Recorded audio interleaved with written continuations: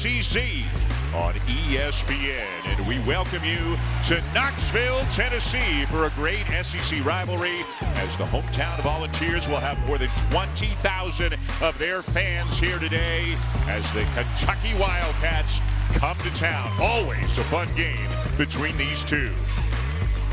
Both of these programs were really in need of a win midweek in their last game, and both of them got it.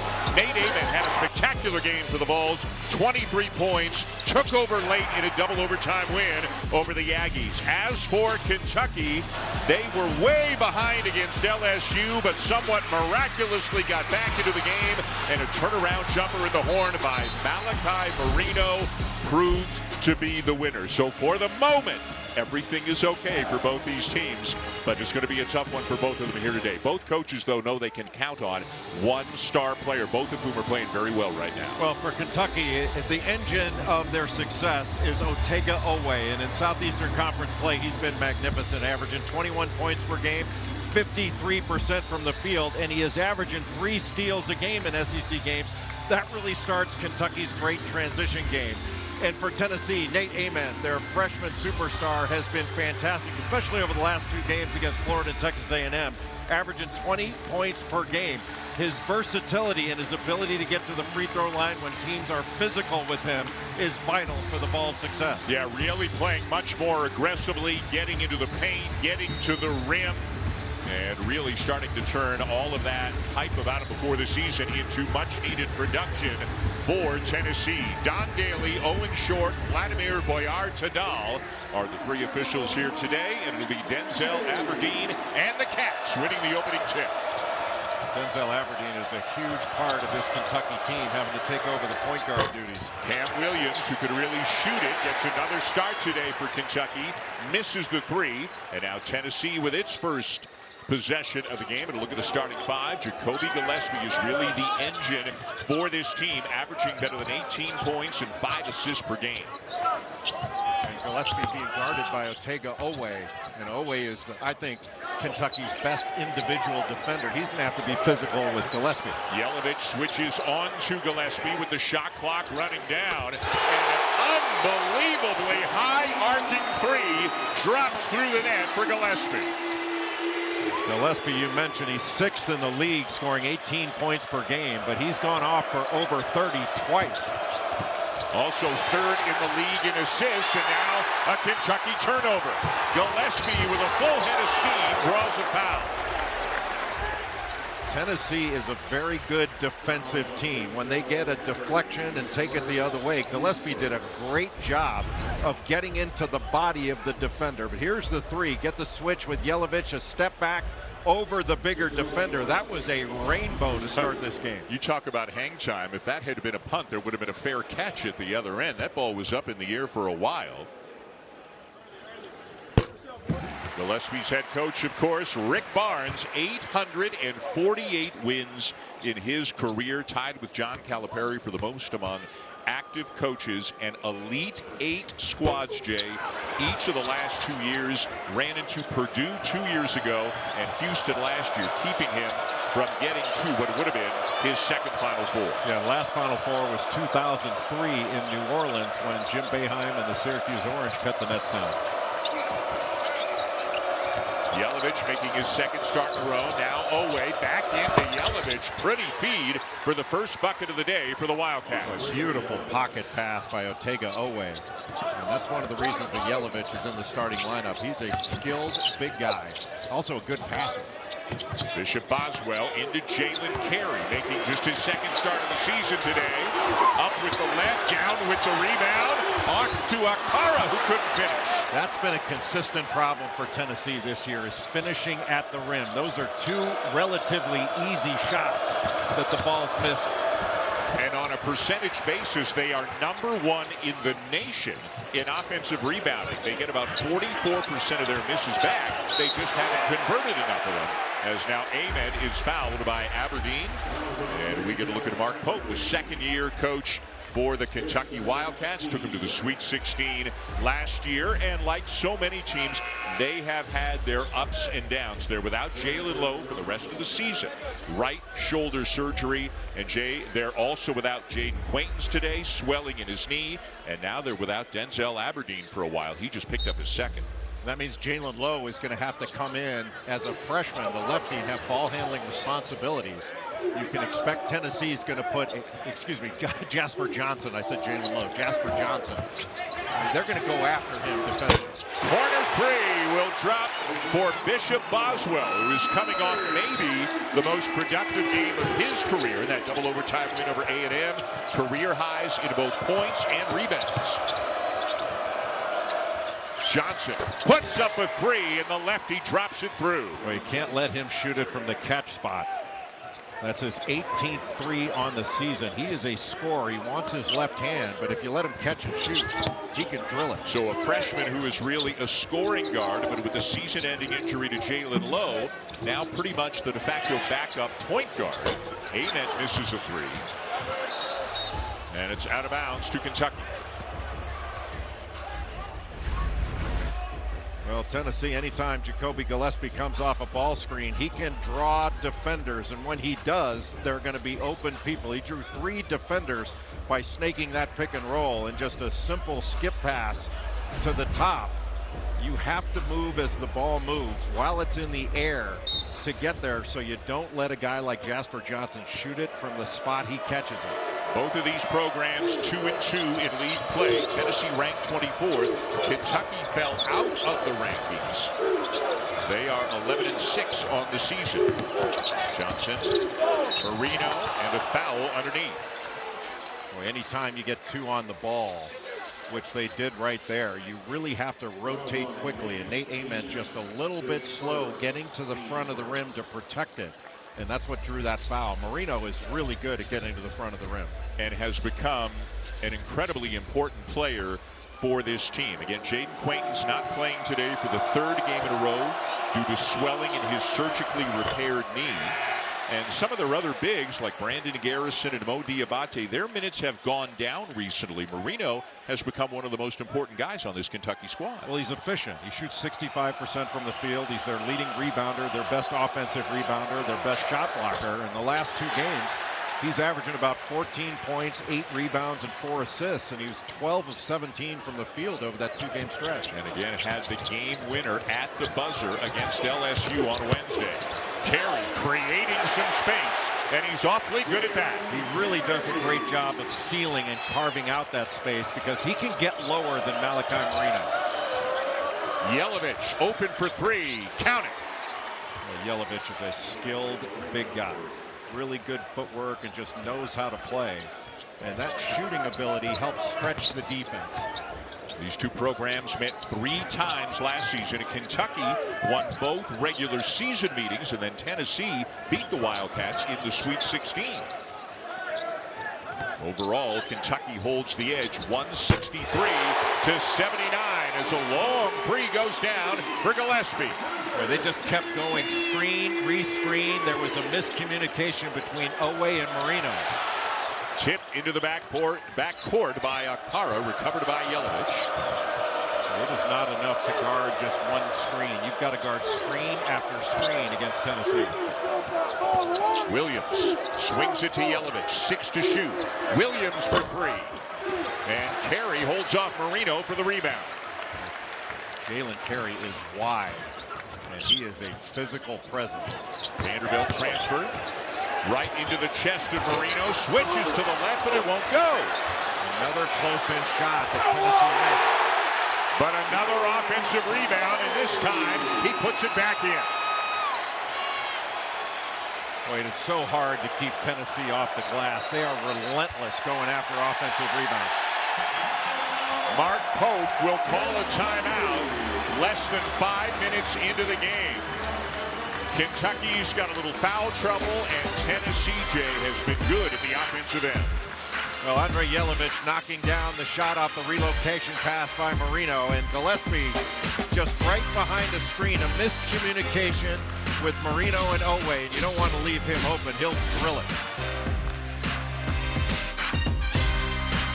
and the top-ranked and undefeated Indiana Hoosiers. Jalen Carey's got a connection to that game. His dad, Vernon, played for the Miami Hurricanes, won a national championship there, also played in the NFL for the Dolphins, and is in the house today. And we got a look at him about half an hour before the game, and he was as locked in then as I'm sure he was as a player himself. You can see he is very interested in his son's basketball today, and I'm sure he'll be very interested in that football game Monday night. Vernon Carey played on one of the great teams of all time in college football, that 01 Miami Hurricanes team. Another Kentucky turnover. Really good pressure by Gillespie, who's in a lot of traffic and dribbles out of harm's way. Troy Henderson into the game for Tennessee, a freshman from Richmond, Virginia, number 24. Also another freshman, Amari Ament from Pittsburgh. And another freshman, Dwayne Brown II from Hoover, Alabama, who is headed to the free throw line. So 3 freshmen checking in out of that timeout for Rick Barnes. Tennessee having some success with that little rip screen at the elbow, where a little guy sets a screen for a big guy, and you get caught on a switch, and all of a sudden you've got to deal with Dwayne Brown II. He's going to lock you down. He's so big and strong, and he gets low just like Jalen Carey when he's posting up. Yeah, they take out Carey, who's 6'8", 267, and bring in Brown, who is 6'8", 251. Mr. Basketball in the state of Alabama last year in his senior year in high school. He will make 1 of 2 to give the Vols a 7-point lead. I think he's named Dwayne Brown II because he's as big as 2 Dwayne Browns. Just being an individual Dwayne Brown wouldn't be enough. Another Kentucky turnover, and between the injuries, the Aberdeen foul trouble, and the inability to take care of the basketball, the Wildcats are up against it early here today. Well, without Denzel Aberdeen on the floor, that takes one handler away. And I'm not sure that this is the best passing lineup that Kentucky can have out on the floor. Gillespie lost it, but a tip by Estrella bounces it out to Evans, who calmly buries a 3. Boy, that tip is a big play by Estrella, because you let Kentucky get out in transition. That's where the Wildcats are at their best. The lead has grown to 10. Jelavic banging down low with Brown. Can't finish it. Well, Brown did a good job of walling up and got into Jelavic's body when he was going up. Now Brown at the offensive end to lay it in. And what a start for the home team. You know, Dan, Kentucky has had some slow starts throughout the season. They have been a second-half team. But right now, they are getting worked, and that has to change. In their 10 games, to your point, against power conference opponents, they are minus 89 in the first half and plus 55 in the second half. They fell behind by 15 early at LSU and came back to win. Henderson misses the 3. Right now, the Volunteers on an 11-0 run. Jasper Johnson will end that. Boy, is that a nice-looking shot. Well, that's Kentucky in transition, and even though he was 1-on-2, you know, that is not a bad shot to take. Obviously, he made it. So you're not going to be more open running 5-on-5 offense against Tennessee. You take the openings in transition where they are. Yeah, Rick Barnes wants to force the Cats into as much 5-on-5 as he can, keep them out of transition, as J.P. Estrella with a little jump hook on the heels of a couple of scoreless games in Tennessee's last 2. I'm not sure one-on-one in the post is going to be in Kentucky's favor. It's been too easy for Tennessee to get the ball inside. Corner 3 for Colin Chandler. He is the team leader in made 3s on the season. That's his 29th. Another guy, you have to make him put it on the deck. Gillespie, a nice hustle by Oweh to knock it away from behind. And multiple substitutions. 2 new players coming in for Kentucky, Mo Dioubate and Trent Noah, and Rick Barnes, who has the deeper team right now. He just subbed out all 5, Jay. Brought 5 new guys in. Amari Abram and Bishop Boswell are going to have primary ball handling responsibilities. They have to make good decisions. Kobe Gillespie does not come out often. Sometimes Rick Barnes tells us the assistants have to say to him, hey, Rick, we got to give him a break every now and again. Getting a break now. Boswell might have had that altered by Chandler.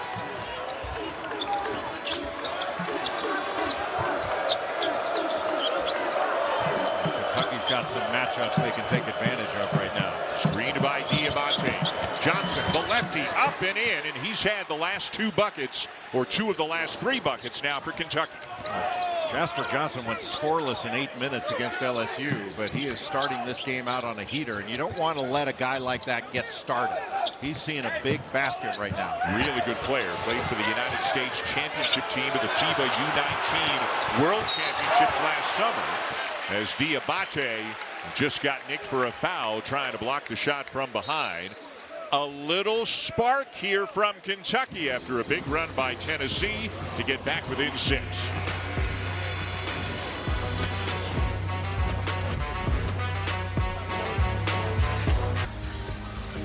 Back here in Knoxville, Dan Schulman, Jay Billis, a 6-point lead for Tennessee and Kentucky, 2 arch rivals in the SEC. Each of them 2-2 in league play right now. You know, it's still early in league play, but Jay, every team in what is still a very, very good league this year, every team has already suffered a defeat. There are 5 teams that are 3-1 in league play. Vandy hadn't lost to anybody until they lost to Texas a few days ago. But it has the look or the makings of a wild multiple team race here in the Southeastern Conference. Well, no league. I think the Big 12 is probably the best league in the country this year. But no league is going to be as good as last year's SEC. That was the best league I've ever seen from top to bottom. And we've got a conversation right now because there was a foul, but it did the whistle blow before Chandler took the shot. They're going to give Chandler the basket. The basket will count for Colin Chandler after Don Daly and Vlad Voyard-Tadal, 2 of the officials, discussed it. And what did Vladimir Voyard? The previous play is under review, whether the contact occurred before the act of shooting. Okay, so they're going to look at it to see, did the contact occur before or after Colin Chandler released the ball? And the officials have to make a call before they go over to the monitor. Yeah, that foul occurred before he got it off, before he even got into his motion. Yeah. So keep an eye on 77 in white. Amari Abram right there knocking down the Kentucky player. Chandler was still pivoting, so he wasn't even into the gather. So that's not going to count.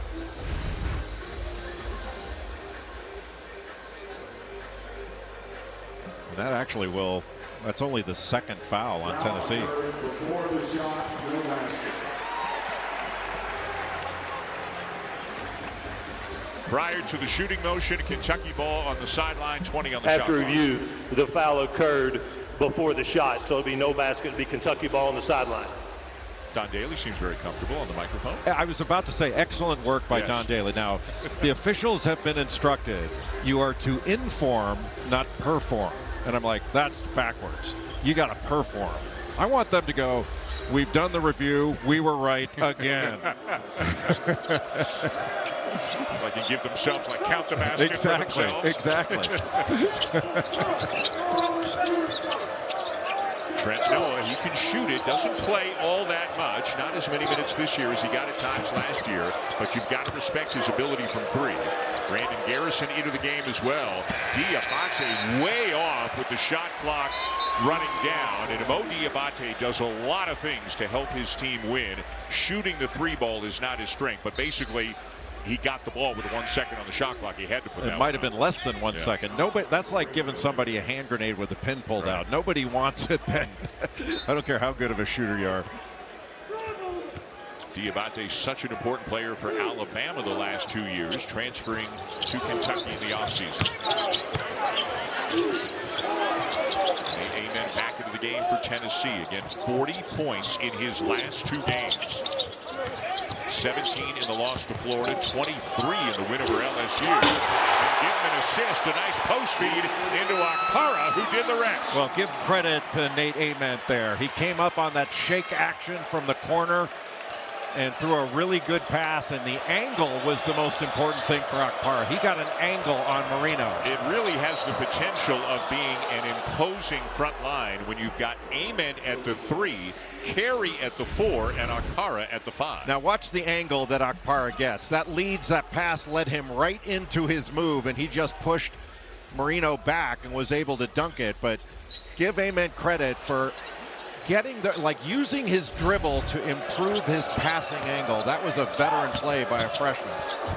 Drive and finish there by Dioubate to make it a 7-point game as we near the midway point of the first half here in Knoxville. You're going to want to see Tennessee wants to continue to go inside. Right now, they're getting what they want in the paint, especially with the reversal. And Ament try to take Noah out of the perimeter here. He'll use the screen from Carey. Dioubate the switch. And now you got Noah having to guard Carey. Gillespie, though, takes matters into his own hands and knocks down the 13-footer. Those little rip screens up around the elbow are putting Kentucky in a position at the switch. Chandler turns it over, taken away by Ament, and then Chandler knocks it back to Noah. Boy, great back tip. Moreno right down Main Street, and he draws the foul as each team turned the ball over. Well, tomorrow afternoon on ESPN2, we've got a women's college basketball doubleheader for you. It'll be number 9 Louisville taking on NC State at 1 Eastern, and then a ranked matchup between number 6 LSU and number 13 Oklahoma, 3 Eastern tomorrow on ESPN2. Tough inbounds play. And stolen. Great play by Ament. Gillespie. Not this time. And the foul underneath going against Kentucky. Kentucky threw that ball away in part because Felix Okpara did a great job on the ball.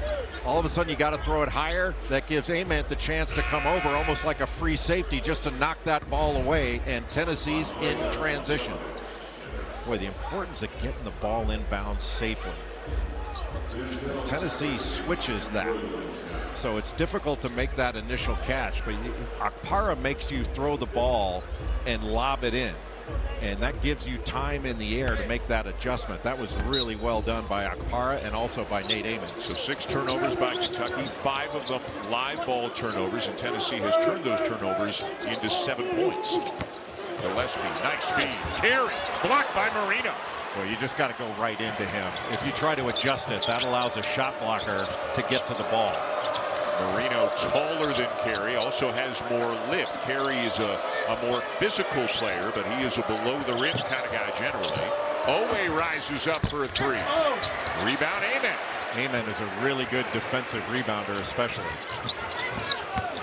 And here's more of that aggression we've been talking about. He has played much more assertively in recent games and has been much more productive as a result. Well, he is second on this team in scoring, second in assists, steals, and leads this team in rebounding.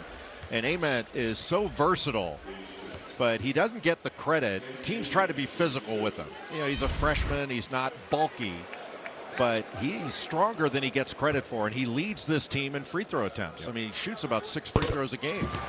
In second overtime against the Aggies midweek, he had 6 points and a block just in that second overtime period, and finished with 23 points in the game. Just absolutely put the team on his back and led them to a victory. Well, he had 11 free throws in that game, made 9 of them, and he drew 10 fouls.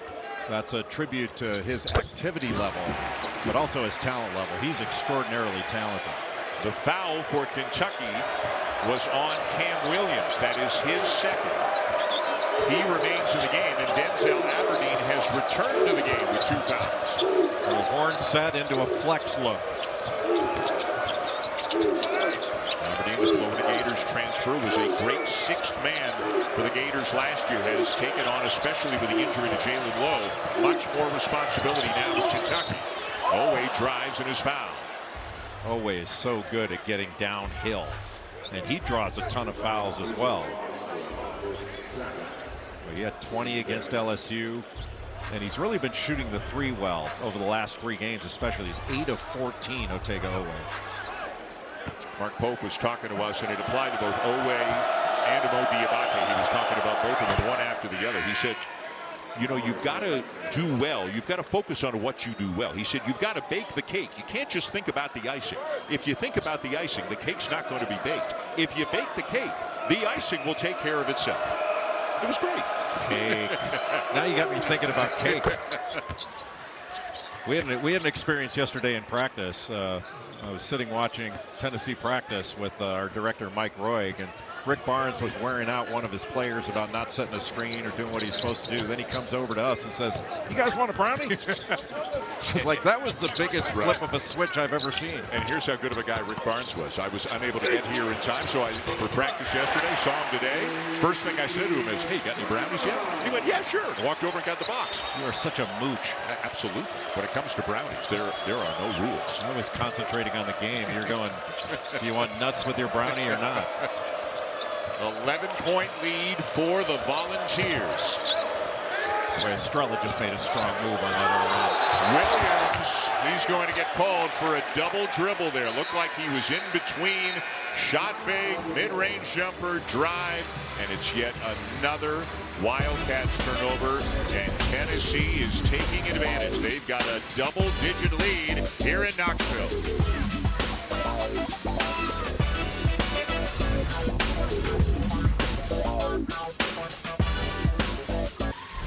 Tennessee has an 11-point lead in the first half on Kentucky because of the angles they're getting to get the ball inside. Jalen Carey getting inside position, the angle of the pass and the angle that Felix Okpara took on Malachi Moreno, and then another great angle on the seal, the duck in by J.P. Estrella.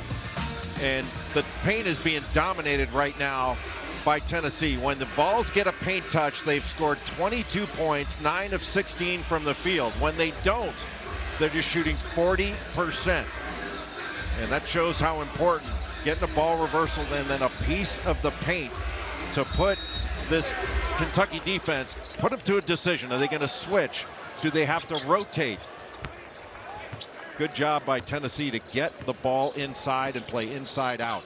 They're also shooting the ball well. They're not turning it over. They've got 8 assists on 11 made field goals and just 1 turnover in about 12 and a half minutes of basketball. There's another basket by Gillespie and another assisted basket as well, and the lead has grown to 14. Beautiful set out of the timeout. A horn set. They wound up in flex, came off with a gut cut up top, and then Gillespie came off the pin down. Beautifully run. Jelavic the handoff to Williams. Where will Kentucky find offense? They're actually not shooting it poorly. They're just not getting many shots because of all the turnovers. Aberdeen, little shovel pass blocked underneath by Brown. Boy, Amari Evans came over and shut off that lane, and that allowed Brown to get over and block that shot with those long arms. Tennessee's got a lot of length. It's tough for them to find shirts if they're not tailored. But Evans comes over, just getting there, gave Brown the time to come over and block that shot. Evans just walled up in front of Moreno, and he really didn't have a chance to do anything other than stop his progress. And now a foul on Oweh, and that'll be the 7th foul committed by Kentucky.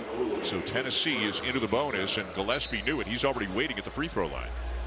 And Tennessee's done a really good job of defending without fouling in this first half. The Vols have a foul to give before they put Kentucky in the bonus.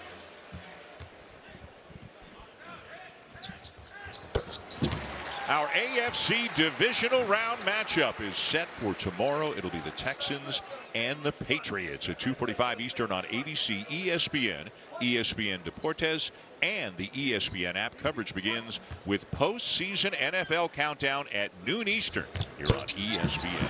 And there's a Tennessee connection to that game. Bishop Boswell of the Vols went to the same high school as Drake May. Myers Park High School in Charlotte, North Carolina. How about the season Drake May put together?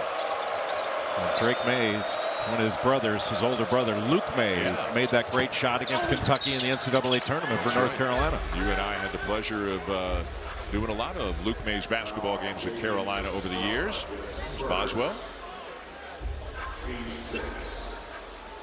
Looks like he could play a little football if he wanted to. He could play anything. Yeah. The bodies on these Tennessee Volunteers, their strength and conditioning program is amazing. I mean, these guys, all of them could, break a cinder block with their pinky. It's a very good defensive team again this year, as it always seems to be under Rick Barnes. 11th in the nation in defensive efficiency per KenPom. but not quite, I think you'd agree, not quite at the level of some of Rick Barnes' previous teams that had guys like Sakai Ziegler, Jemai Meshack, but I think Coach Barnes still has some hopes that they are trending in that direction. Well, their field goal defense is really good. I mean, they're number one in the league in scoring defense. They only allow 68 points a game, and they defend the three very well. They may not be quite, they're not as experienced as the last two teams that Rick Barnes had that went the Elite Eight. You know, they rely on more freshmen, but they still play really hard. And I think their offense is good.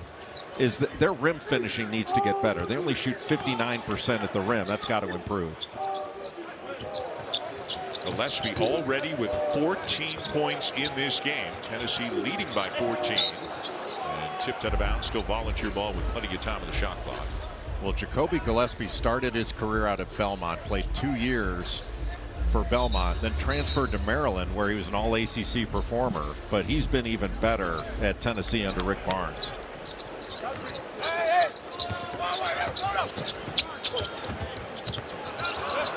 Post feed, and this one is knocked away as Ament couldn't connect with Estrella. And that's where Ament probably has to be a little more selfish and take on that matchup with Chandler. Oweh well short on the three, and the rebound down to the Vols. You know, Kentucky's not getting ball reversals.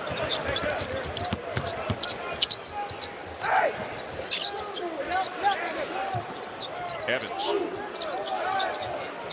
Very good defender on him in Oweh. And now back to Gillespie with 10 on the shot clock. Great little pocket pass to Brown, who finishes strong. Just that middle screen and roll, and Brown got out of it quick. There were two on the ball on Gillespie, and he found Brown, and who's going to stop that when he gets up ahead of steam? That was beautifully done. Well, Tennessee is executing at a high level at both ends of the floor right now. And Kentucky's just dribbling. Another turnover as Estrella and Evans combine to take it away from Oweh. That ball was locked to the right side of the floor and never got out. Another two-man game. Brown the swing. Ament the extra pass. Evans too strong on the three. Boy, that didn't go in, but that was good offense. Chandler no, and over the backboard. Boy, and every time you turn around, Rick Barnes is bringing more big guys back into the game. One of the guys coming out right now is Dwayne Brown II, but he's had a big impact on this one.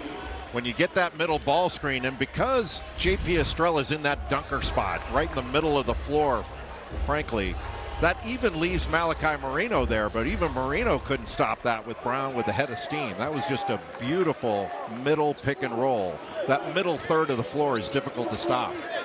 Now Kentucky looks like are they in a little zone now? Ament steps up to the free throw line, misses the jumper. Chandler the rebound. That looked like a little 2-3 zone. Aberdeen into heavy traffic, and the foul on the floor. The basket will not count. I mean, Kentucky's going to have to do something. I mean, Tennessee didn't really move the ball, so it looked like a zone to me, but they got to keep Tennessee out of the lane.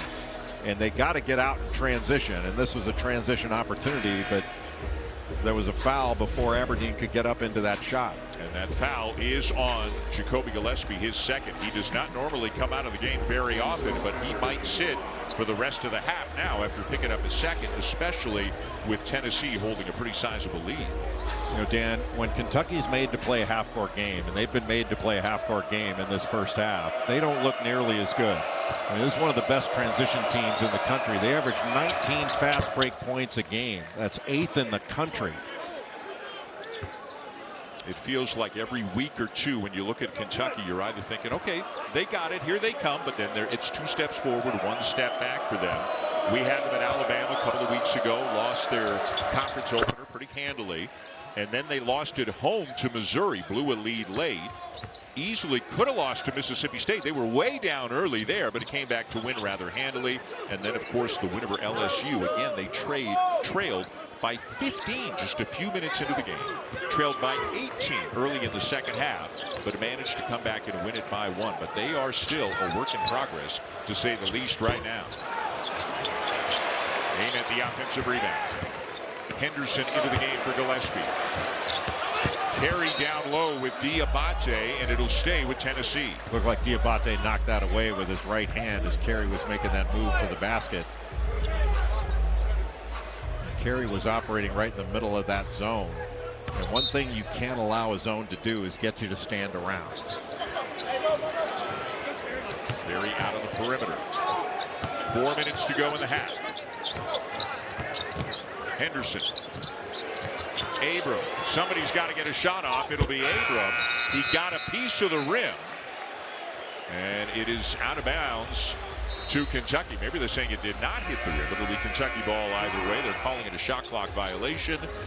And a timeout on the floor with 3:51 to go. Tennessee up 14.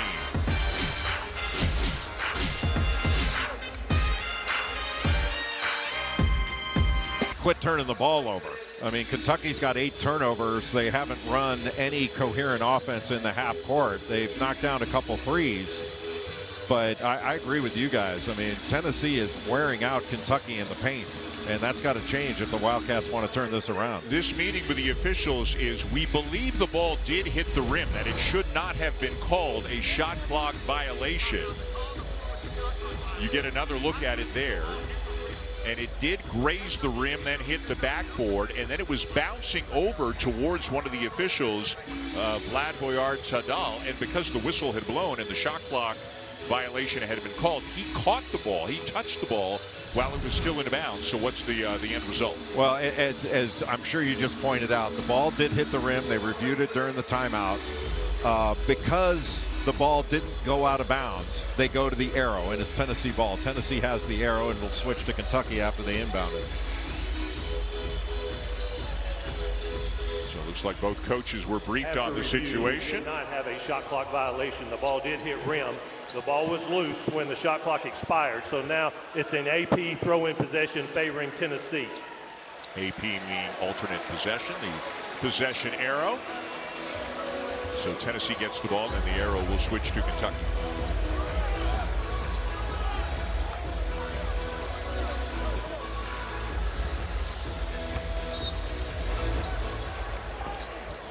That ball poked away by Chandler, and Carey commits a foul. So a good alert hustle play there with the defensive end by Colin Chandler, and he's going to be rewarded with a chance at the free throw line. Yeah, active hands by Colin Chandler. And Chandler is a good free throw shooter. He shoots just under 80%.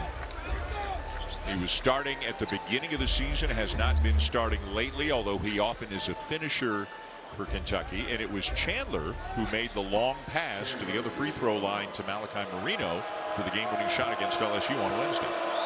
That was just an amazing play, an uplifting play for Kentucky to win a game that they probably should have lost, and what a devastating loss for LSU. Back to the 2-3 zone, that middle wide open. Who's the guy who will take advantage, maybe come to that SEC logo, try to make a play out of there. It'll be Carey here. Kicks it back out. Abram got it. Abram is a good three-point shooter. He shoots 36%. That's his 13th three on the year. That lefty shot comes out with some side spin, but he makes it. And how about Tennessee now 6 for 11 from three-point range. And better than 7 minutes since the Wildcats have made a field goal, and they won't make one on this trip, but it is out of bounds, and it still belongs to them. Boy, and you can just see the frustration in the body language of the Kentucky players. Sometimes when they talk to an official, sometimes when they talk amongst themselves. Just 24 points here in 17 minutes. Well, that is going to go down as a team offensive rebound for Kentucky. And that's the first offensive rebound of the game for the Wildcats.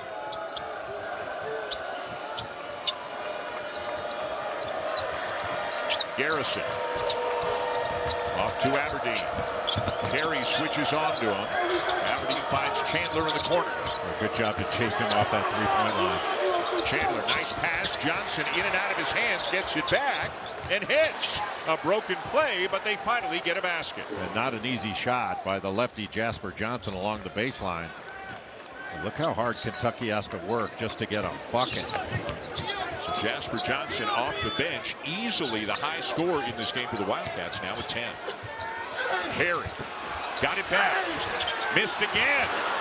And that goes back to your point about Tennessee as a team not converting enough around the rim. Yeah, you can't get easier opportunities. You got to make those. Chandler buries a three, and a little spark here for the visitors. That's a 5-point swing for Kentucky. Those two misses by Carey led to transition for Kentucky, giving the Wildcats a little bit of life. They've got it down to 12 with 2:10 to go here in the first half after the Chandler three. We're back in 30. Done amazing work over the last 30 years. And you mentioned it, every dollar that you donate to the V Foundation goes directly to cancer research. 12-point lead Tennessee, as Henderson made a couple of big shots in the win over A&M on Tuesday, misses a three. Gamble there, Chandler comes down with it, and now Kentucky can try to run some offense 5-on-5. Johnson, two more, he's got a dozen, and it's a 10-point game. Well, Brandon Garrison ran some nice interference for him. But if Kentucky doesn't score early, it's difficult to score. They've got to attack early in that clock, especially when they get transition opportunities. The season-ending injury to Lowe and the foul trouble today for Aberdeen. Jasper Johnson getting a bigger opportunity and making the most of it. Boy, how long has Tennessee been stuck on 41? I mean, they've had some opportunities and then just not getting organized defensively. Brandon Garrison screening off Brown, so he can't get there to challenge that shot by Johnson. This is a big possession right now for Kentucky. And you can see the run that the Wildcats have been on over the last minute 20. Got a chance to get it into single digits on this trip. Johnson pulls up for a three. Dioubate working hard, but it's going to be a... Is that a... No, it's given to Tennessee. I think it's the signal was Tennessee ball. That was an odd situation. Maybe Dioubate had a foot out of bounds when he had a hand on the ball. Let's get another look. That's got to be it. Yeah. There was never a tie-up. There was no signal for a tie-up. And yeah, his hand was out of bounds. That's what it was. Yeah. So Tennessee ball with 1:07 to go in the half. It's 1-2, 3/4 court pressure. That's just a needless turnover and another shot in the foot for Tennessee. They're just giving Kentucky too many, and that was not a forced turnover. That was an unforced error. And right now, Rick Barnes has both Gillespie and Boswell on the bench because each of them has 2 fouls. Abram committed that turnover. He's out. And Amari Evans now joins Ethan Berg, the sophomore from Israel, in the backcourt, who just came into the game a few moments ago. Now you want to stay behind that initial defender, so you're making the pass behind you to reverse it. Big last minute here for Kentucky towards the end of the half. Dioubate cradles it off balance, lost it out of bounds, and it belongs to the Vols.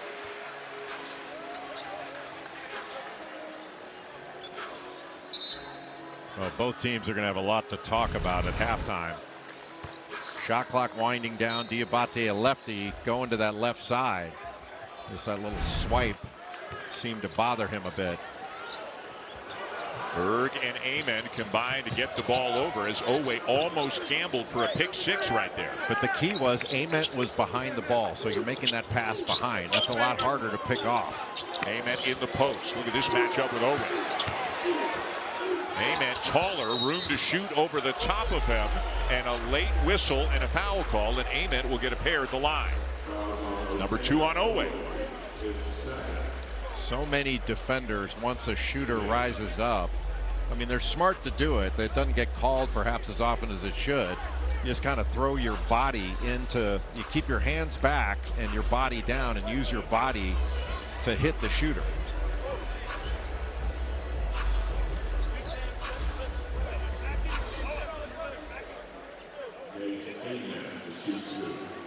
So Ament at the line for a pair.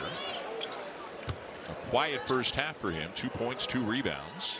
His 3rd point there. But Mark Pope has seen this story before, often this year. for whatever reason, they have not been a good first half team. They've been much better in the second half. Pulled out some victories late. Indiana, St. John's, LSU, after trailing early. But boy, they dig themselves a hole, don't they? It's easy to fix. You give your halftime speech before the game. The guys get oranges and Gatorade.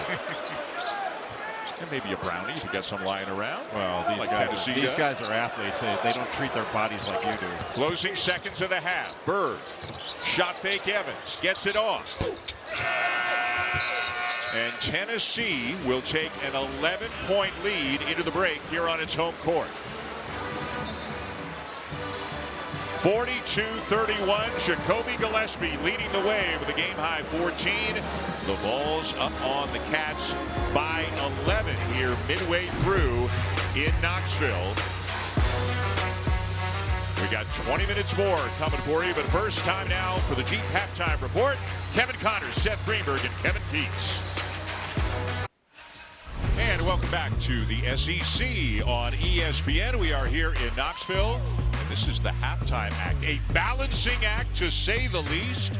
All's well that ends well. Impressive stuff, to say the least. An 11-point lead for Tennessee heading to the second half. Dan Schulman, Jay Billis. Let's be honest, Kentucky just falling short in a number of different areas in the first half. Well, the Kentucky starters only scored 11 points in that first half, and really the offense came from Jasper Johnson. Colin Chandler had 6, but Jasper Johnson had 12 points. And Tennessee really dominated the paint. They dominated the glass. Only one offensive rebound for Kentucky in that first half. But really the key was the last 4 minutes. When Jacoby Gillespie went out with that second foul, he stayed out the rest of the first half. And that's when I think Tennessee allowed Kentucky really to get back into the game, only 11 down. Well, speaking of Gillespie, let's take a look at who is in the zone. Brought to you by AutoZone. Well, Jacoby Gillespie in that first half wound up with 14 points and 4 assists. He is such a tough cover. Oweh had him for most of that first half when he was in the game, and Oweh's an outstanding defender, but still Gillespie able to come off screens, working off pick and roll situations, was able to free himself, and an excellent transition guard as well. But Tennessee really had great success getting the ball into the paint. They had 16 points in the paint in that first half, and that included a number of opportunities that Tennessee's big guys didn't finish at the rim. You finish some of those plays, and this is a larger lead starting the second half. At one point, it was a 17-point advantage for Tennessee. It is 11 going to the second half. Kentucky also played a big stretch of that first half without Denzel Aberdeen, who's got the ball in his hands right now. He picked up a couple of early fouls. The Vols have won 100 of the last 101 games here in this building when they have held a halftime lead. The one exception last year against Kentucky.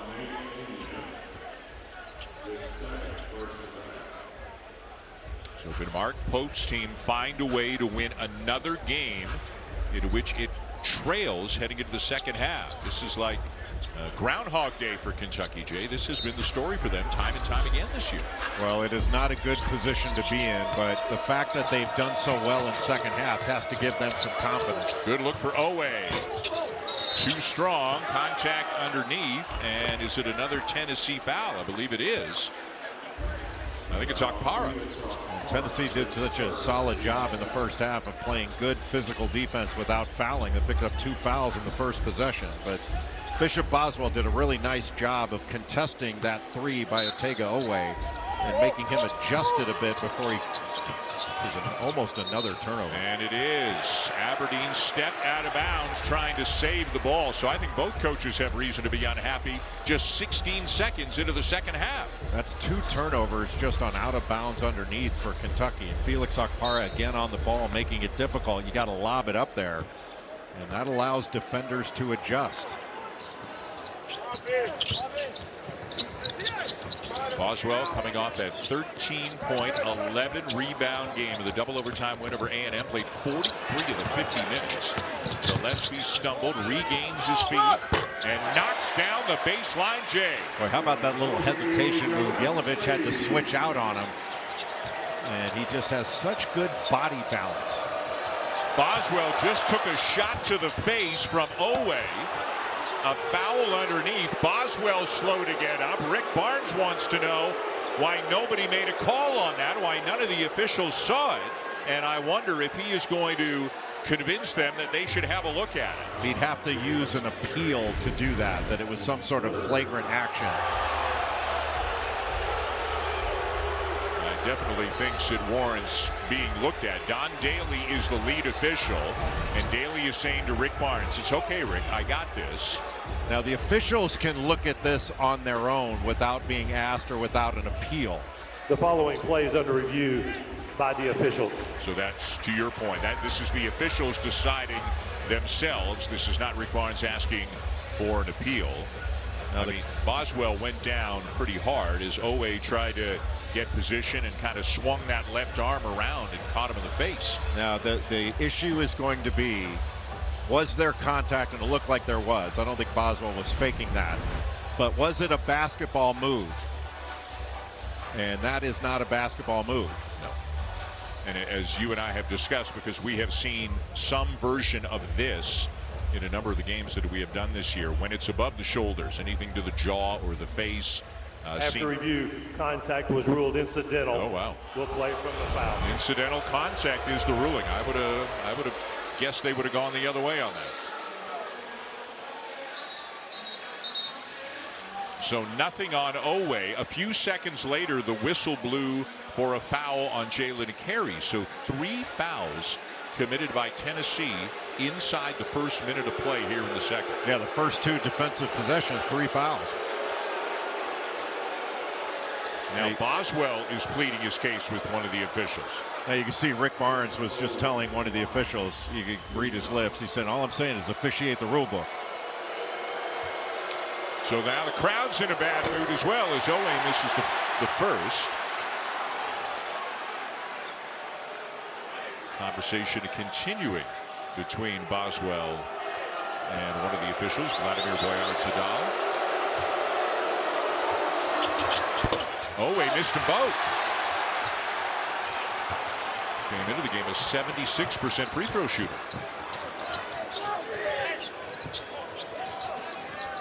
Gillespie, enough time and space, can't hit the 3 from the wing. Carey keeps it alive, and that will be Tennessee ball. That is not over and back because there was no possession before the ball went into the backcourt. It was just a loose ball.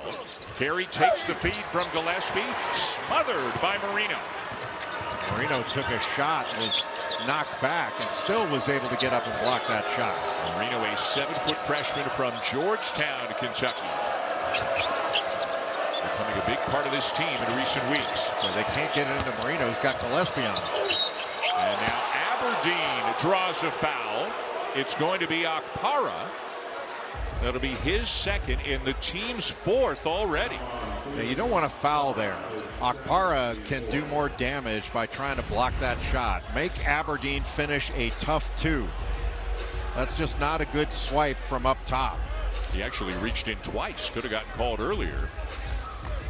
So 4 fouls, all on big guys here to start the second half.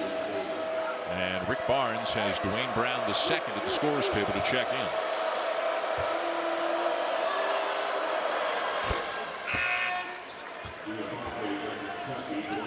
It's going to be Carey coming out. Jelavic will leave for Kentucky, and Dioubate will come in.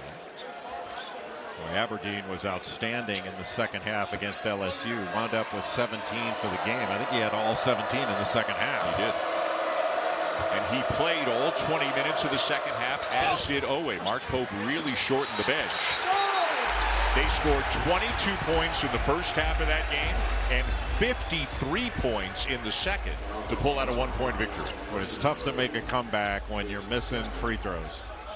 And 4 free throw opportunities.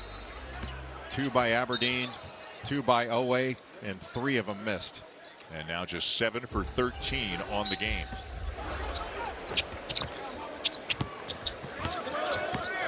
Little pressure here by Williams, but Gillespie gets it over with ease. 1-man press break.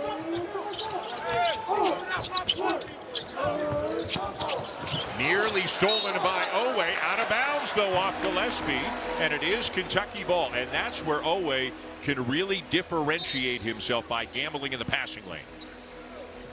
Jacoby Gillespie came off that screen wide instead of curling it, and that gave Otega Oweh, who was running full speed, not quite locking and trailing to get out in the passing lane and knock that ball away. And Boswell was just taken out of the game after that pass and got an earful from his coach. A 3 for Aberdeen, and Kentucky has it into single digits.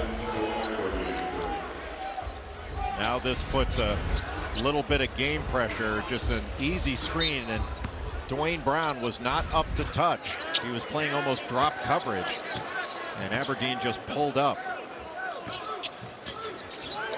Tennessee again gets it over. Ament with the finish.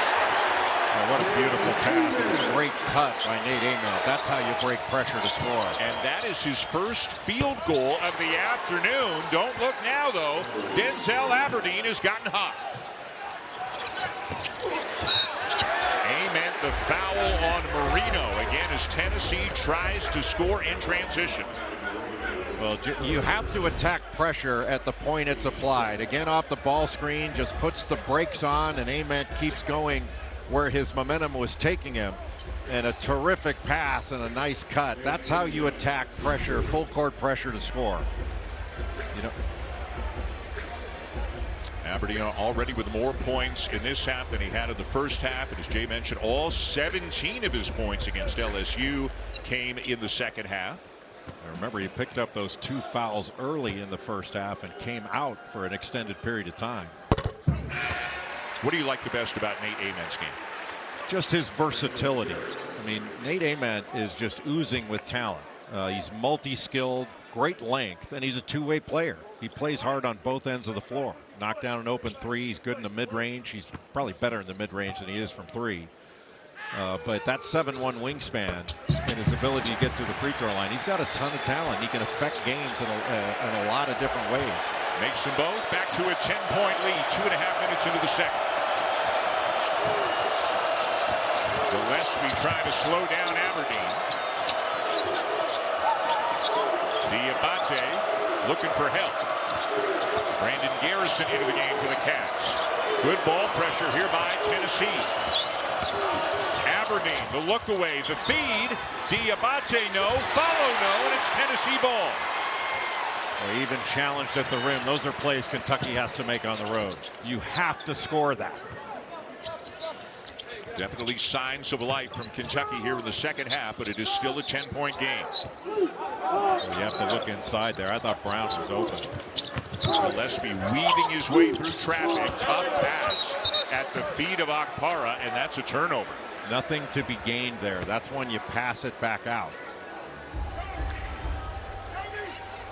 Gillespie, he was snaking that pick and roll. That might have been a better opportunity to just pull up there for that short jumper. You see the turnovers. At one point in this game, Kentucky had 8 and Tennessee only 1, and now it's almost even.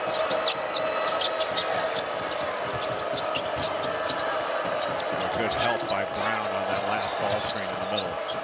Aberdeen steps in, off to Williams. Good recovery there by Gillespie. Williams keeps the dribble alive and reverses it up and in. Boy, really nice move by Cam Williams. You want to take away his three-point shot because Williams has been shooting it well of late. He's got 23 threes on the year, shooting about 35%. The Tulane transfer with his first field goal of the afternoon to get him back within 8. Boy, Cam Williams had a big pick-6 turnover late in the game against LSU that really helped change that game. Shot clock at 5. Ooh, Garrison might have gotten away with one. Brown has to put it up. Kentucky ball. Good defense by Kentucky, especially on Gillespie.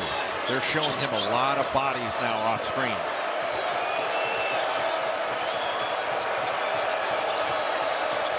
Aberdeen at the point for Kentucky. Got a switch. Well, you score here, that puts a lot of game pressure on Tennessee. Trying to get by Brown. Can't. Dioubate trying to make the play. Spins to the strong side. Goaltending. Count the basket. A goaltending call on Felix Okpara. And Rick Barnes is not happy. At one point, the Volunteers led by 17.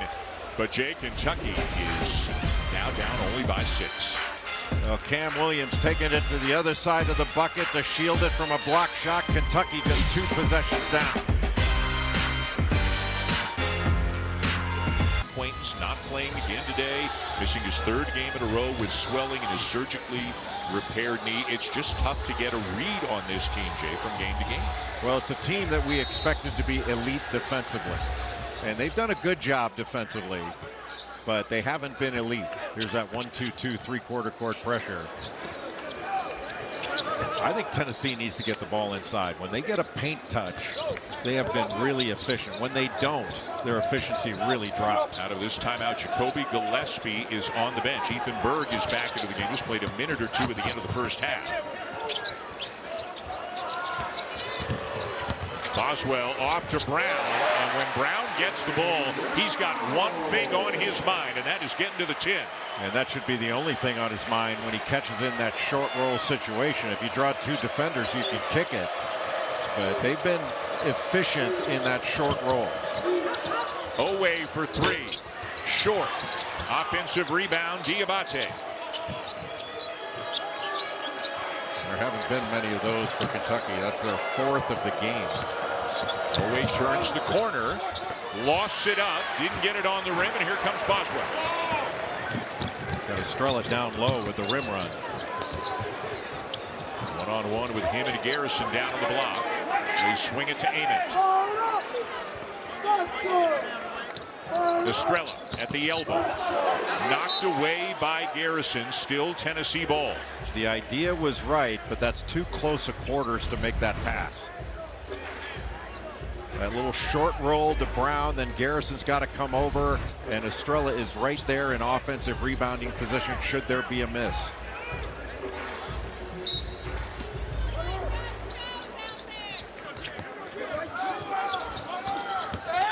Berg into the paint and got caught in the air and bounced it out of bounds.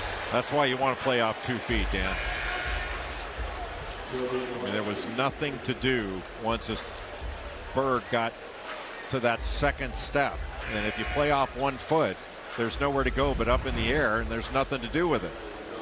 You come to a 2-foot jump stop there, you can drop it off to Estrella. Maybe you got Ament on the left side.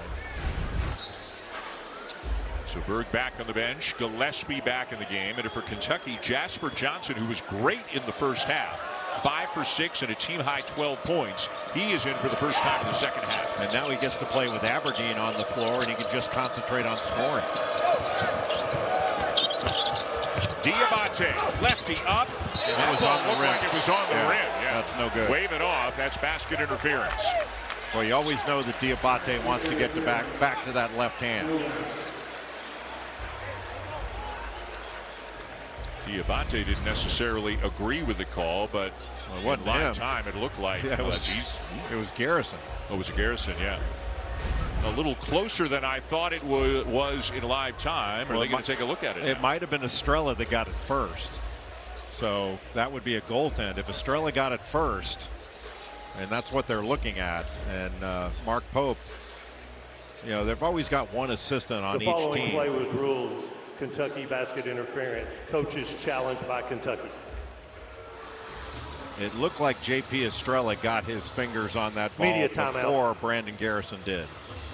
And the officials will look at it, and we will take a media timeout at the same time. We'll have the resolution for you when we come back.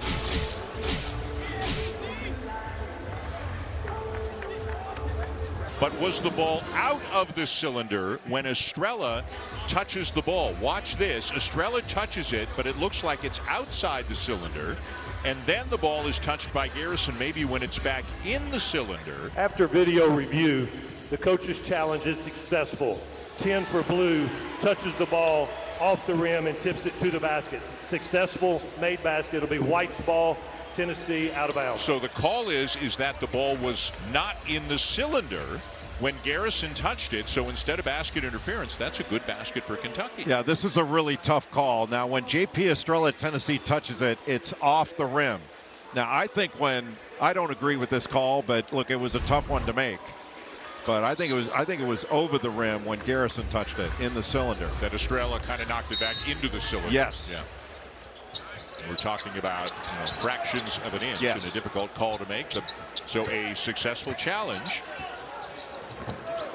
And And Kentucky playing much better at both ends of the floor. They were down 17 at one point in this game, down 11 at the half. They're down only 6 right now. And that was a really big call to get them to 2 possessions. Deep one for Gillespie. I mean, Gillespie hasn't been getting open off initial action. You have to make multiple efforts against this Tennessee team with Gillespie. He's got 4 threes, 19 points, and now Estrella is called for the foul. He is pleading his case that he went straight up and down, but he might have lowered those arms just enough. You had a back screen for Ament, then Gillespie coming off the little pin down by Estrella. That just gave him enough room, and here's the foul.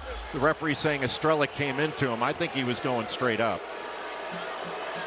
It's already the 5th team foul on Tennessee here in the half. Mo Dioubate at the line. We have seen a ton of Dioubate over the last now 2.5 years, 2 years with Alabama. It still feels like he's trying to find his spot on this Kentucky team to be the best version of himself. What do you see from him this year? Well, I think it goes back to that analogy that was used by Mark Pope about baking the cake.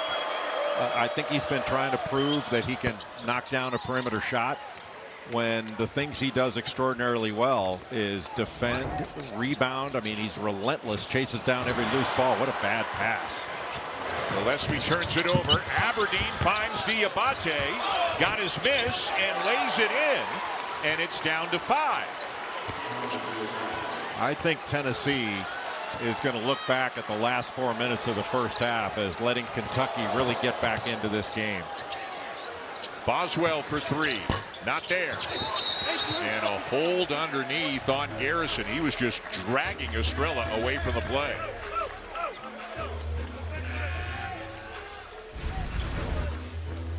Just a simple pass. Looked like somebody got a piece of it up top, and that led to transition for Kentucky. And then Mo Dioubate, even when he missed his, he was Moses Malone to get his own rebound. That's the type of player that Mo Dioubate is. He's motor, energy, playing hard all the time. He can guard multiple spots. You know, he's at his most impact with his energy. Jalen Carey back into the game for the Vols. Nate Ament driving baseline. Couldn't turn the corner on Dioubate. 7 to shoot. Boswell calling for a screen. Akpara, he won't shoot it from there. Good fake. Ament steps in and hits it. The Volunteers needed that. That shot fake got the defender to fly by, and so good in the mid-range, but kept his poise late in the clock. And that's got the crowd back into it here as well. Moreno one-on-one with Akpara. Chandler. It goes! And he got hit by Nate Ament as he was flying by. And this is as close as Kentucky has been in a long, long time.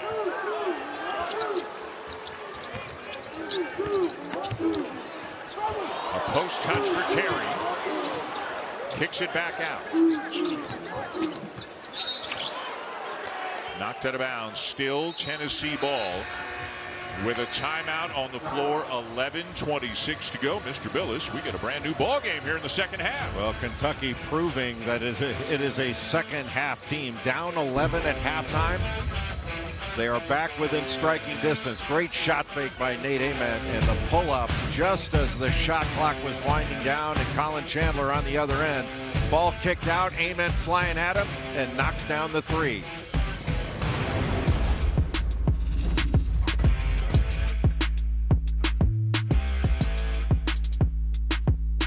Ament coming off a couple of great games for the Volunteers, had a very quiet first half, but he has gotten it going here in the second half, and they need him. Their lead is down to 4 as we take a look now at our Wooden Watch presented by Principal Nate Ament, one of the 25 players on the mid-season Wooden Award list. Well, Nate Ament averages 15 points a game. He's the leading rebounder for this Tennessee Volunteer team. He's active in passing lanes. He's got 2 steals in this one. A lot of poise at the end of the shot clock with that shot fake and 1 dribble pull-up. Tennessee once led by 17. It's down to 4. They're the team struggling with turnovers right now. A nice set play out of the timeout, though, and Chandler has to foul Akpara. A screening situation on the open side on the left. And with Akpara and Gillespie involved in that, it forces you to switch. And Gillespie trying to lob it up to Akpara with Colin Chandler on him. Chandler wound up having to foul him. Gillespie to kick. Can't let him reject that. Ament for 3. You have to make Jacoby Gillespie use that screen. He rejects it, and the corner defender has to come off a corner shooter. And Ament is feeling it and heating up here in the second half. Tennessee by 7. Not for long. Aberdeen is hot as well. Best ball movement of the game. Dioubate got a piece of the paint, kicked it out. They made the extra pass. Kentucky's got it down to 4 again. Gillespie gets a piece of the paint. Blocked by Moreno. Oh, did Johnson get away with a walk? Loose ball at the other end belongs to Tennessee. Boy, what an opportunity for Kentucky. Lots of traffic and a chance for 3 for Amari Evans. Amari Evans had his best game against Arkansas with 16. He went 7 for 7 in that game. He's athletic. Rick Barnes says he's a fearless player, and he showed no fear taking on 2 defenders with that left-hand drive, and through the contact with the right hand, making the adjustment in the air to get that to go. He never took his eyes off the rim. Your eyes make layups. Averages about 11 minutes off the bench. Just under 4 points, 3 rebounds per game, and he's given them a 7-point lead. That was a huge play. 21,000 strong here in Knoxville. Moreno blocked by Akpara. Well, it looked like Akpara got hit by Nate Ament. A lot of contact on that play. A beautiful pass on that drive. Akpara recovers, but I thought that was a foul on Ament. Akpara 4th in the SEC in blocks. This is the first game of a very busy day in the SEC, including a terrific game coming up next between a couple of ranked teams. It'll be Florida at Vandy right after us on ESPN, as once again it's down to 4. Well, you just can't leave Colin Chandler open like that, where he shoots it without having to put it on the deck. You shoot it from the catch spot, he's making it. We got a good one going here in Knoxville. The Cats have come to life here since the break. 4-point game, and we're back in 30.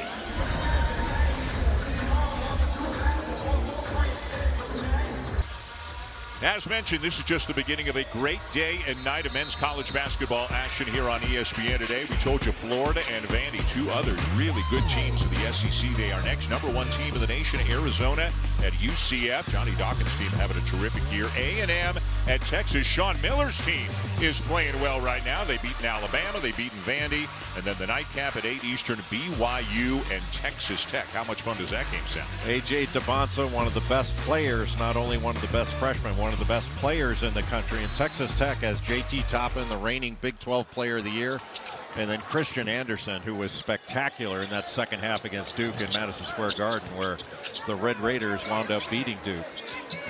And you and I are going to Lubbock next week. Very excited for that. Houston is there. Those 2 teams have already met this year. A very close win for the Cougars in an incredibly, not surprisingly, hard-fought, intense game. And it'll be quite a scene down there in Lubbock next week.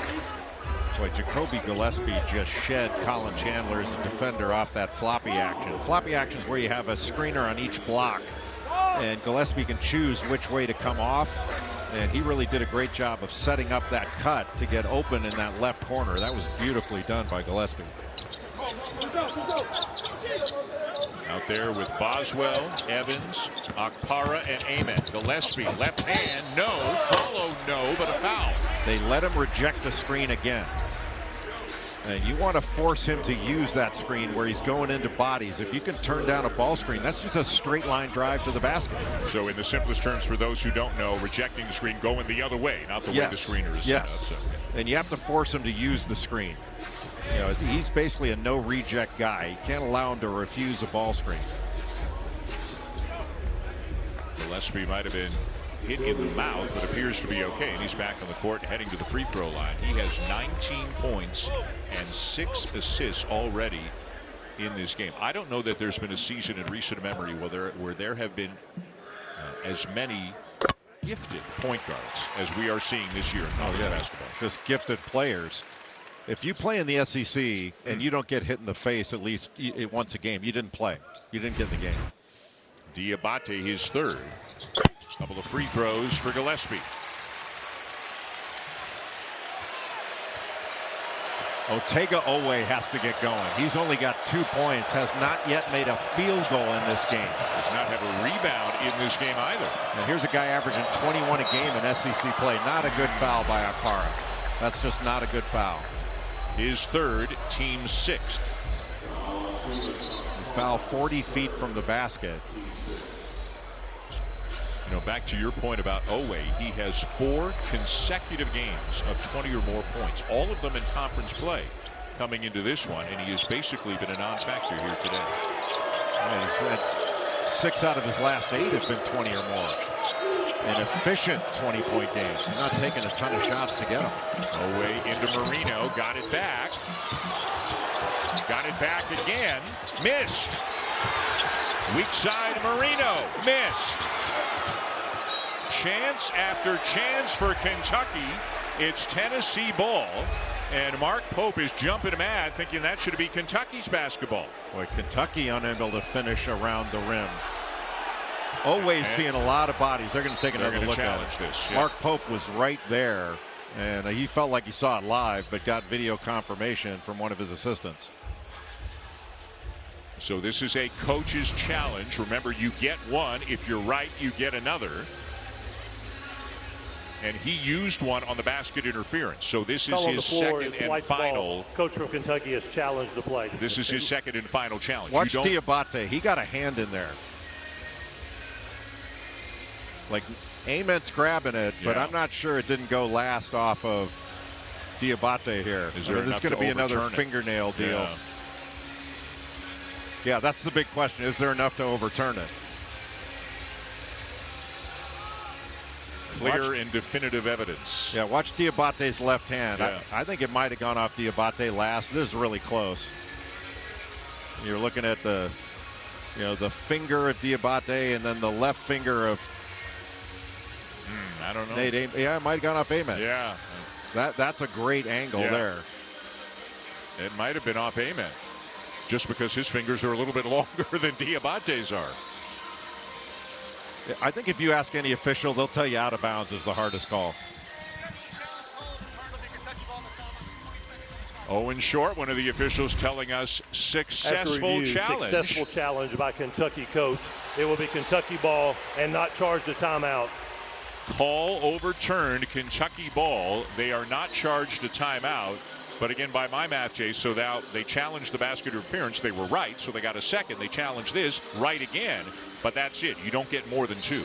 Exactly.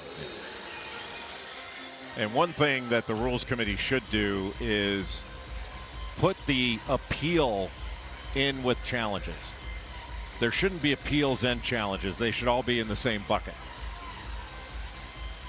So Mark Pope is 2 for 2 on challenges today, and it's Kentucky ball, down by 6 with a ton of time still left. The switch now. Dioubate being guarded by Gillespie. Aberdeen, who's been big here in the second half, steps in. Soft touch to knock it down. Boy, he's been the offense in this second half for Kentucky. Aberdeen has been aggressive. This is the 3rd game in a row where he has really stepped up. 16, 17, and today 16 points in his last 3 games. But Kentucky just not organized defensively as the ball was coming up court. Dioubate having to close out Bishop Boswell, and he just took advantage of Dioubate being out of position going into his body. And Mark Pope's got a decision to make, and he just made it. That is the 4th on Dioubate. They will get much smaller. Jasper Johnson comes in. which means Oweh slides to the 4 spot, but Rick Barnes, by his standards, has a bit of a smaller lineup too. Nate Ament is at the 4 spot right now for Tennessee. They don't have a Jalen Carey or somebody like that in there at the 4. Well, I still think Tennessee should look to play inside out. Aberdeen puts it up, not this time. Out of bounds to the Vols. Mari Evans doing a nice job getting it to the defensive glass to help out. Pinned that ball to the backboard, just couldn't come down with it. Kentucky has never led in this game. This is as close as they've been since very early in the game. Spin by Gillespie. Evans hesitates and hits. They went with the horn set, cleared out the right side so Gillespie could go one-on-one. Just a really good drive to the basket by Evans. So Tennessee doing just enough right now to keep Kentucky at arm's length. Oweh got it. He needed that. They needed that, and it's down to 3. Boy, Tennessee has to stay on the floor on fakes. They're flying on fakes, and that's opening up these drives and putting them into rotation. Oweh's first field goal of the game. Hara to clean it up for Tennessee. Boy, that horn set where they clear the right elbow just opens up the lane for Gillespie. And if you go to block the shot, that opens up the offensive glass. Moreno with great low position, and he is going to the line with a chance for 3. Just sealed off Nate Ament and was wide open under the basket. A timeout on the floor, Jay, and this has turned into a whale of a game as the teams are going back and forth. Tennessee clearing off that right side. There's no help, and nobody can keep Okpara off the offensive glass.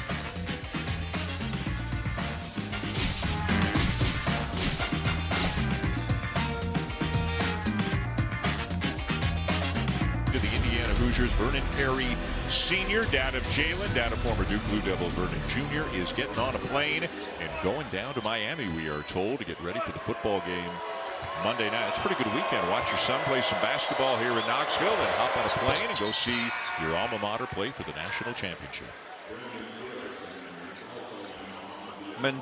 Mendoza seems like he's too good to be true. Yeah, he does. He must do something wrong. No, I don't think so. His interviews are fantastic. His interviews are as good as his ability on the field. Maybe he doesn't put his dirty clothes in the hamper. Ament driving to the basket, and he's going to the line. Now give credit there to Felix Okpara because he screened off the help. You couldn't get to Nate Ament to try to block that shot. A good pass ahead, but watch Okpara underneath. He screens off Brandon Garrison, so Garrison can't get there to bother that shot and winds up fouling in addition.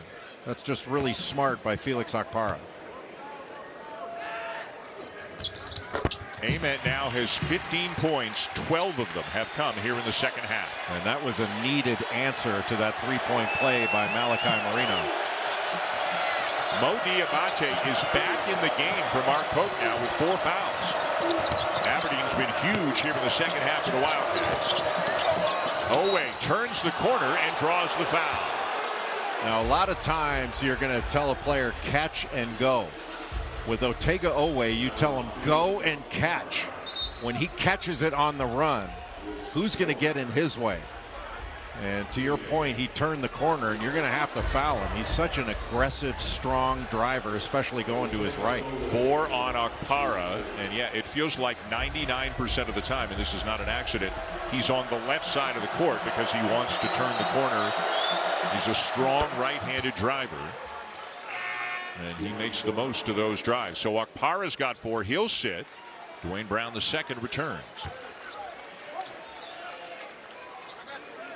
Oweh, the preseason SEC Player of the Year. Mark Pope talking to us before the game about, how different it is for a guy. You come in, you transfer in from Oklahoma, has a great year last year, but maybe wasn't, the top guy on the scouting report every single time last year, but he couldn't sneak up on anybody this season. Ament, 2 defenders on him.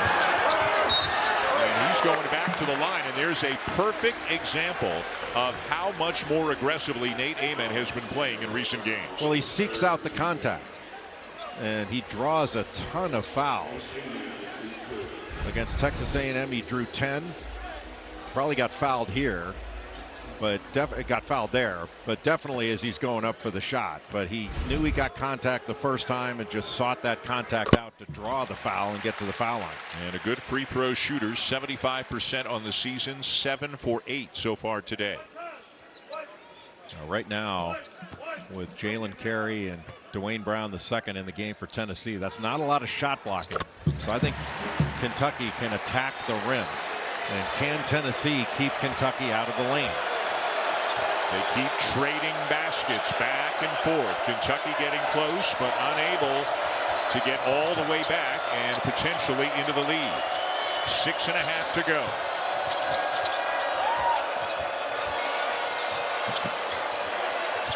Aberdeen for 3. Off the back of the iron, rebound Oweh.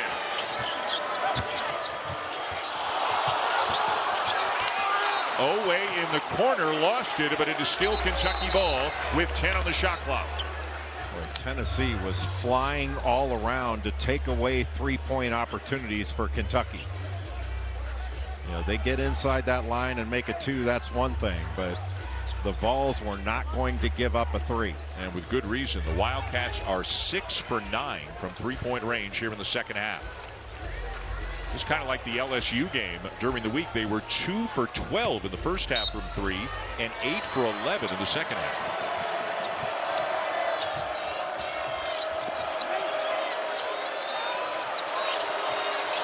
Shot clock at 5. Aberdeen's a long way from the basket.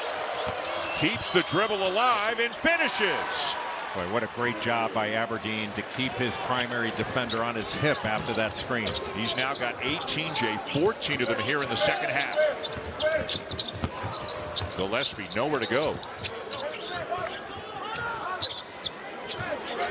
Trying to get the ball to Carey. Now calls for a screen. Rejects it again. Feeds Carey. Lays it in. Boy, allowing him to refuse these screens has been a problem for Kentucky. Every time he's refused one, Tennessee's gotten good stuff off of it. And they rise to their feet again here in Knoxville. Better than 21,000.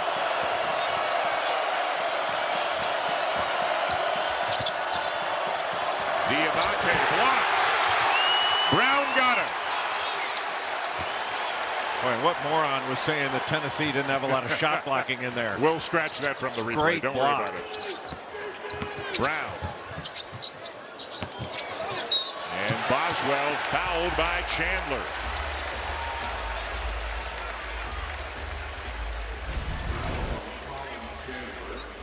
Refusing the ball screen that puts 2 on the ball, and rolling right down the lane was Jalen Carey. And what a great block right out of the hands of Dioubate by Dwayne Brown II. And that was on a second jump.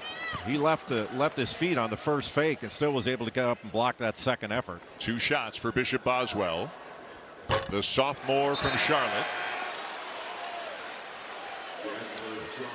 Lots more great games coming your way. How much fun is Florida and Vandy going to be? The Commodores coming off their first loss, beaten by Texas. There's no question Florida's playing better. Just ask Rick Barnes after what the Gators did to the Vols last weekend. Number 1 Arizona at UCF, A&M and the Horns, and then BYU and Texas Tech has fun written all over it at 8 o'clock Eastern time tonight.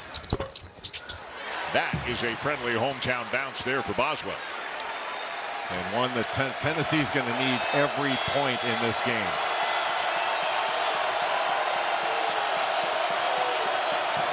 Boswell's on Aberdeen. Jasper Johnson. That's a walk.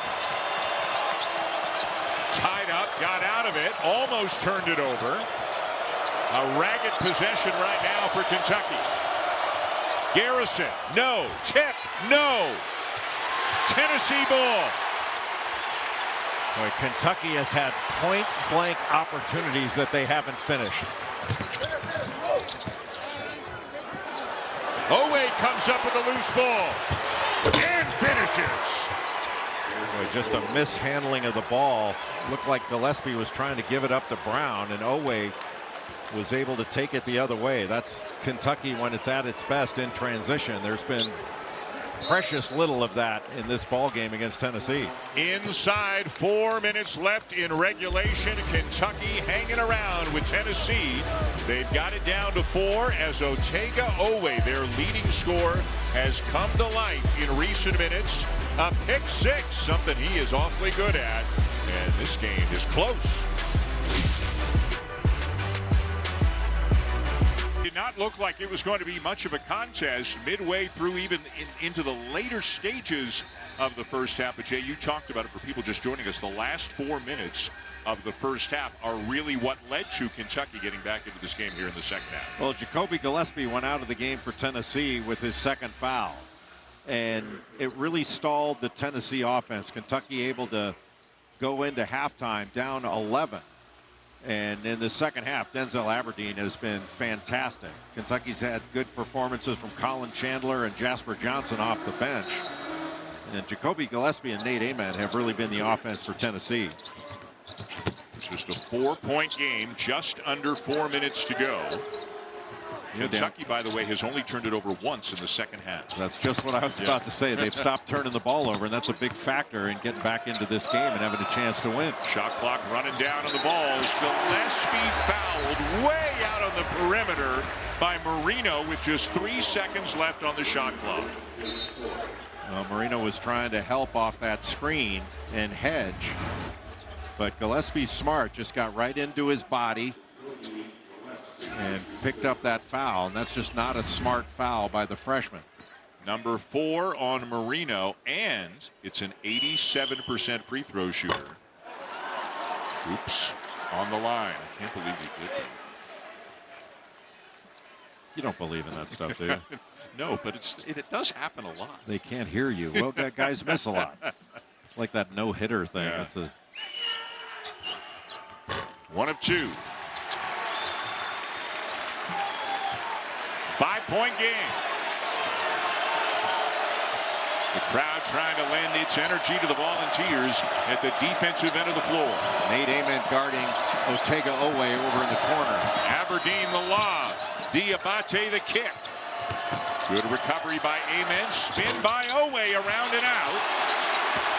Offensive rebound, Dioubate. Floater, Aberdeen. 3-point game. He has been sensational in the second half. So many more offensive rebounding opportunities for Kentucky in this second half. They hardly had any, if any, in the first half. 16 points in the second half for Denzel Aberdeen, 20 on the afternoon. Boswell into Carey, too strong, tip no. And it is staying with the Volunteers. What is that now for Carey? 2 of 10 in the game? He's had opportunities around the rim. He's just been unable to finish. It's actually 3 of 11, excuse me. But for a guy who never shoots from more than like 2-3 feet away from the rim, he has gotten himself in good position. He's gotten the rebounds, just hasn't been able to convert.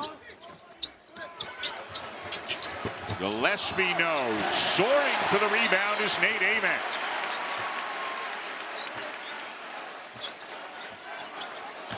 Now driving. Elevates. Ball is loose.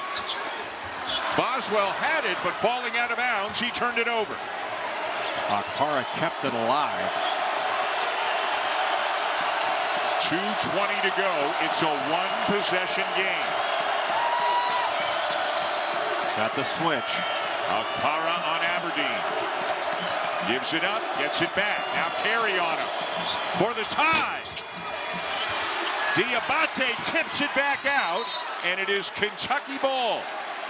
What a tip there by Mo Dioubate. Dioubate is just relentless on the glass, and that's why Mark Pope put him back into the ball game, even with 4 fouls. 3 of the Kentucky players in the game right now, each with 4. Chandler, Dioubate, and Moreno. 2 minutes remain in regulation.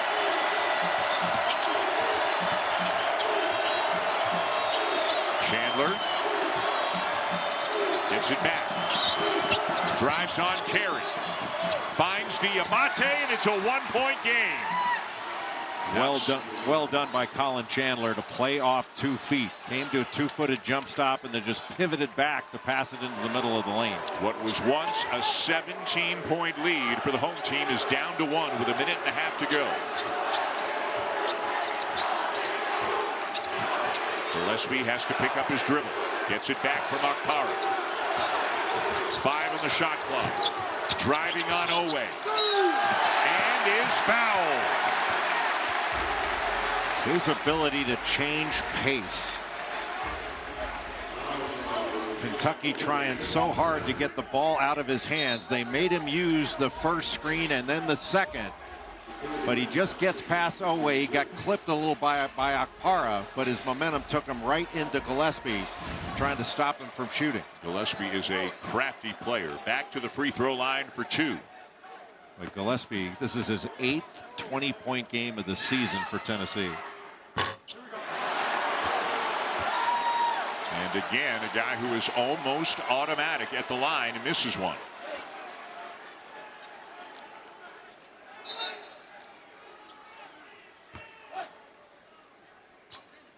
Tension here in Knoxville. 2-point game. And Gillespie will come out as Amari Evans will come back in on defense. This gives Gillespie a chance to take a breather before the last minute or so. And you put a really good defender into the game in Amari Evans. Each team with a couple of timeouts remaining. Tennessee has the arrow. Kentucky has the ball. And Mark Pope will use a timeout.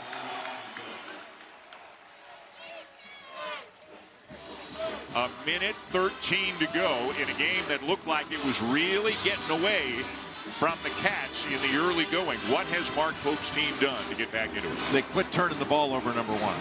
And the second thing, they've been more resolute to get the ball into the paint. They've been moving it more. They've been a better passing team in this second half. But number one was the turnovers, like taking better care of the basketball. And that's given them the opportunity to go to the offensive glass a little bit more. And I think on this possession here after the timeout, you got to be thinking Aberdeen and Oweh. Yeah. You know, those are the guys that are going to, and stay on the ground if you're Tennessee. Like, they're going to give you fakes. Stay on the ground. This league is so tough, but whoever loses this game will fall below 500 in league play, down to 2-3. Well, there's still a lot of games left, but you're going to take some punches in this league. There's no question. Nobody's going to get through this unscathed. A minute 13 to go. A huge crowd here in Knoxville. As always, a huge rivalry game for two programs who have been playing each other forever. And this crowd hoping that their team can hang on to a game that they have led all afternoon. Kentucky has never led in this game. Well, it was all Tennessee in that first half, up to the last 4 minutes, where Kentucky was able to make a little bit of a run. They couldn't get it down to single digits, but they were down 11. But in this second half, it's been all Kentucky. And give credit, Colin Chandler's had some really good minutes, but Denzel Aberdeen has really carried this team in the second half. As he did in the come from behind with Wednesday at LSU. Coming out of the timeout, with them still on defense, them being Tennessee. Again, Gillespie not in the game. Evans is. It's going to be Oweh to inbound it for Kentucky, and he's got to deal with the height and the length of Ament as he tries to inbound. Gets it in. Now Aberdeen. Chandler. Back to Aberdeen. Screen Moreno. 10 to shoot. Into the final minute. Shot clock at 5. Oweh. Too strong. But a foul is called on Nate Ament to send Oweh to the line for 2. Did he get him on the elbow? That was the signal given by the official.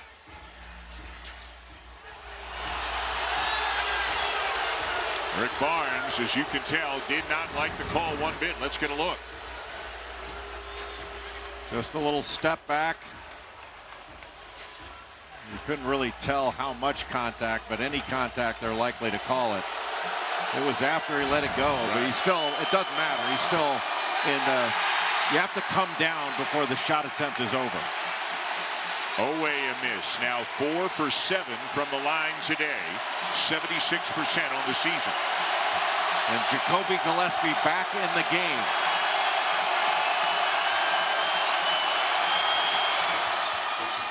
One of 2 and a 1-point game.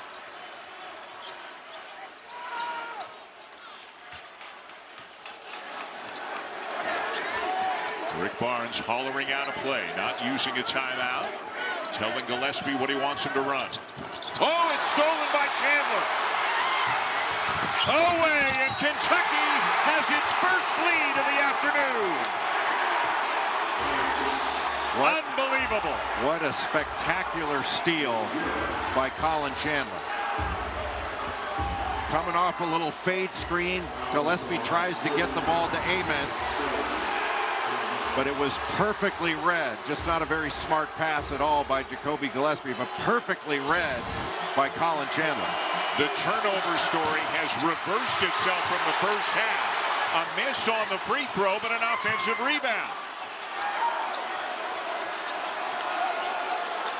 You can see about a 13-14 second difference between the game clock and the shot clock. Tennessee will play the possession out. Aberdeen the drive, and he hits. What a second half for Denzel Aberdeen. What an amazing comeback by Kentucky. And Rick Barnes will use a timeout. A stunning turn of events here in recent minutes as Kentucky has taken the lead. Has comeback cats been taken or trademarked yet?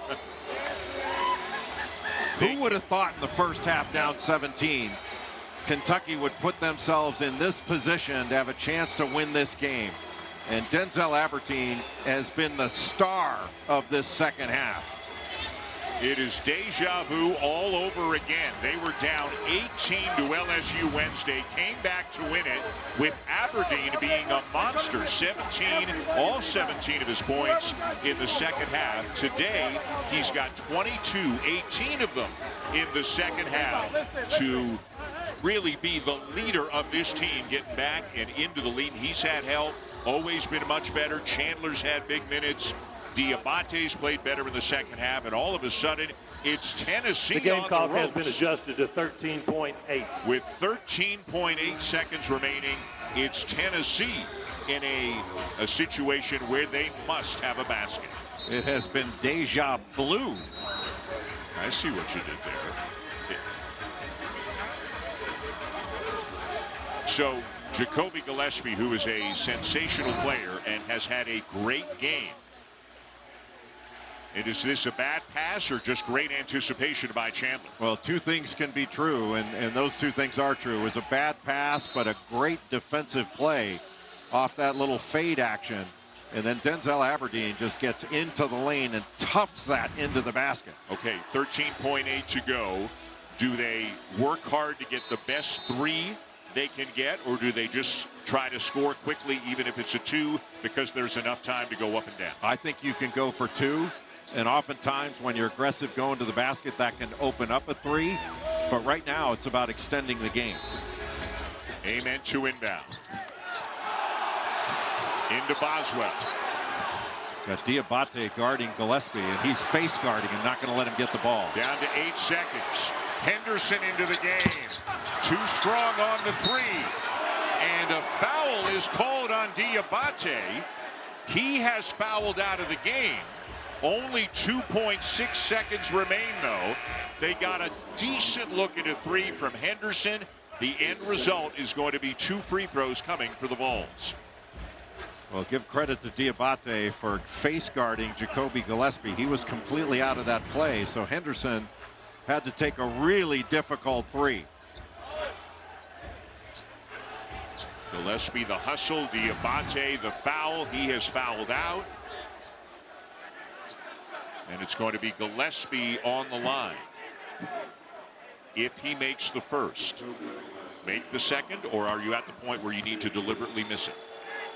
I think there's a lot that can go wrong with deliberately missing it, but you can certainly see them trying it, and they're going to call a timeout to talk about it. But with Garrison and Moreno there, it becomes about a free throw blockout, and all you have to do is get a finger on the ball. Kentucky 31 points in the first half, 49 in the second half. Basically eliminated their turnovers, forced Tennessee into a ton of turnovers in the second half. And once again, Denzel Aberdeen stepping up into a leading role for this team in a game in which the Wildcats were trailing by double digits. They don't have Jalen Lowe for the rest of the season. Denzel Aberdeen now is the lead guard for this Kentucky team, and he has stepped into that role, Jay, beautifully in recent games. Well, his use of the shot fake, getting to the rim, finding open people, but it's been his aggressiveness in the second half. He's got 22 points for the game, and it's been an efficient 22. 7 of 11 from the field, and he's knocked down 5 of his 6 free throw attempts. All right, so how does Tennessee play it? What is Gillespie going to try to do? Is he going to try to make it, or will it be a deliberate miss and hope for a rebound and a putback? 2.6 to go. Deliberate miss. Tipped. Carey had it. And the game will end with Kentucky pulling off a win here in Knoxville. And now we got some pushing and shoving between Carey and Oweh. And the coaching staffs are trying to get in the middle of the players to make sure the lid doesn't blow off of this one. Kentucky with the win, and fortunately, it doesn't escalate. It may have been Garrison, not Oweh. I beg your pardon, all kinds of bodies around, couldn't tell for sure. Jalen Carey had his hands on that offensive rebound for a moment, had to gather, had it blocked, the game ended, and Mark Pope's team finds a way to come back from 17 down on the road, Jay, and pull off the victory. A remarkable comeback by Kentucky. Now, certainly Tennessee is going to be kicking themselves, but Kentucky was spectacular in the second half and showed a great deal of toughness. The deliberate miss, it's loose. Carey almost had it, got it, but by that time the game had ended. And then it got a little heated, and it was Carey shoving Oweh. Oweh may have said something to him, and Jalen Carey shoved him again. The coaching staffs got in between them, and fortunately, it didn't get any worse than that. Yeah, good job by the officials there to get in there and the coaches to make sure that this didn't escalate into something really ugly. And Mark Pope getting down there, grabbing Garrison. The game is over. The Wildcats win and extend their winning streak to 3. All 3 of them coming back from double-digit deficits. What a game. 80-78 Kentucky over Tennessee. More SEC coming your way right now from Nashville. It's Florida and Vandy. Take it away, Carl and Jimmy.